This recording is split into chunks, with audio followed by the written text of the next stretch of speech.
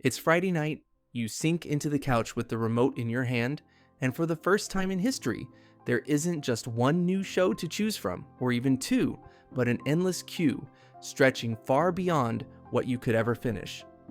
We once waited years for a single great film, but AI has flipped that equation, changing not just how stories are made, but how many can be made.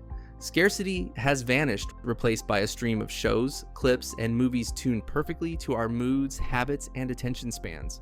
The feed never ends, the pipeline never pauses, and for a while, it feels like paradise.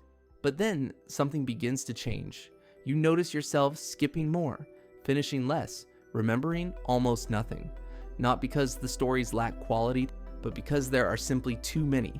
Each night brings another series, another film, another clip, and before the last one has even settled, the next is already waiting. The paradox emerges. The more there is to watch, the less any of it stays with you. And yet, we remember the imperfect. The night of shared laughter at a terrible movie, the uneven rhythm of a live concert, the play that stumbled but somehow lingered long after. These moments endure precisely because they weren't engineered to please us, because their rough edges made them human. Some imagine that as AI grows smoother and more immersive, we'll begin to swing back toward the real, treating authenticity as the new luxury. Nights out, spontaneous trips, flawed experiences. They become precious not despite their imperfection, but because of it. But there is another possibility, one that feels both alluring and dangerous.